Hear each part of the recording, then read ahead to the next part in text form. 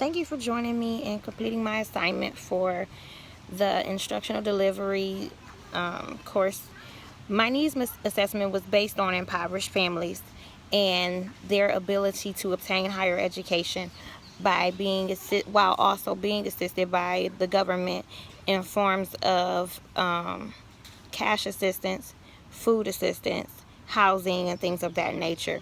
As reported in an article done on adults in New York, there were 100% graduate weights in regards to families that at one point qualified for government assistance, but during the time that they were in school, as far as obtaining college credits or college degrees, they were denied benefits.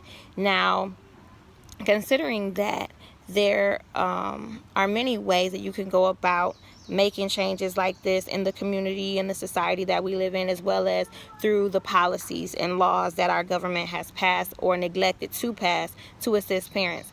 My objective for doing this needs assessment was to find out what ways we could alter these laws, or to speak to Congress and lawmakers and politicians to see what ways we can implement some type of grant funding or moving funding around so that we could benefit families in our society. Also, the other objective for doing this was to determine how we could better monitor the families and their accomplishments in trying to pursue these goals that they've set out for themselves and their families in the long run. Another objective was to increase our society's employment status as well as educational status. If we were to maintain updated records of their grades, if we were to require them to turn in their schedules for each year and not just when they initially apply for these benefits, we would have parents that are more responsible and more accountable and that are actually pursuing and pushing forward to completing these degrees, as opposed to just showing it just to get benefits. I personally can attest to this because when I started school, they asked for my school schedule. I am now on my second degree, and on my fourth year of having assistance at one point.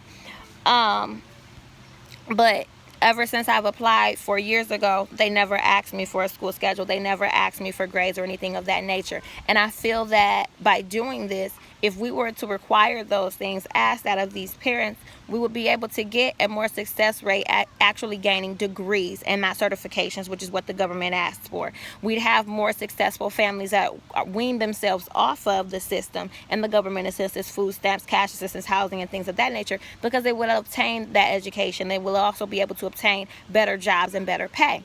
Now, the methods and the ways that I feel we could use to do this and to complete this task would be for us to go out into the community. One will be to go out into the community. Go out into the community and ask questions and do things with the community.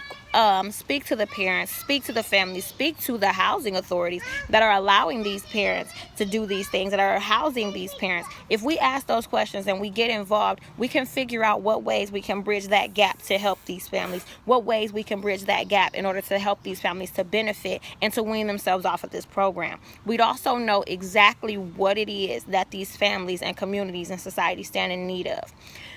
Another method of doing this is to create a nonprofit program on your own. It may be hard, it may be costly in the beginning, but by doing this, you will be able to show that there is a need and that you're able to supply that need. You will be able to spearhead something that helps these families, and you'd also have a blueprint for what can be done, how you're doing it, and what method you choose to do it. And doing that, you'd be able to apply for grants and funding in order to be able to use your nonprofit program and get funding to help you to increase that program and expand on it. Another way of doing this will be building relationships with the housing authorities, with the politicians, with the local lawmakers, and things of that nature. You'll be able to convey that information to these politicians by going into the community, talking to these people, working with these families. You can take that information, you can take those polls, and you can also take it back to the politicians and back to the houses, and present that information to them. Some of the information that they get is distorted.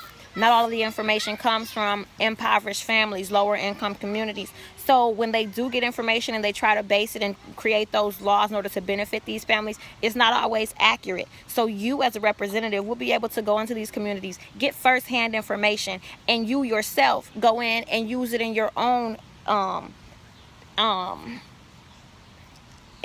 programs, nonprofit organizations that benefit these things. And then also take not only those polls and that information that you've got firsthand, but also take the results and the things that you've done, your agenda and what you've been able to improve in your program, and take it all to the government.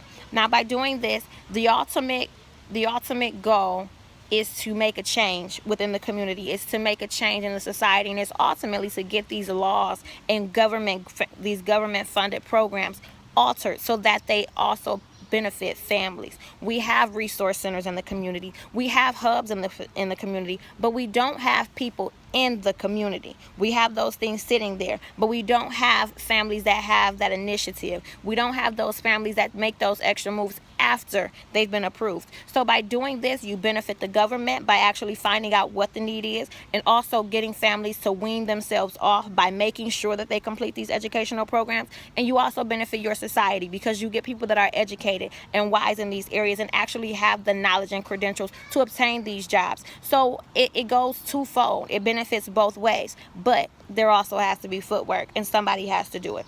So overall, this needs assessment was done from my heart because it's something that I came from, and I know that my community can improve, and I know that my community can benefit from it, as well as the government. If we were to implement things in this area, in this capacity, our government could eventually diminish and decrease the amount of funding that they're using in these areas, because you would have more and more families making sure they pass courses in order to maintain those benefits, making sure that they go to school so that they can keep their housing, making sure that they actually retain this information to pass those classes so that they overall benefit. And in the end, they'd have a degree.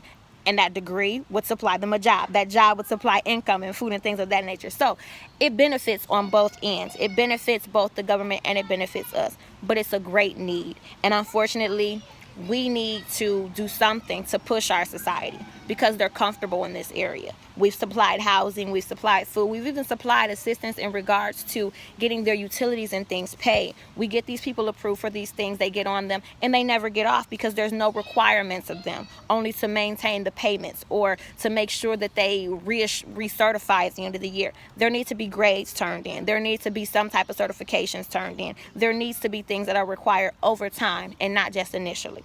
I thank you very much for tuning in today, and I hope that this has helped you. Have a good day.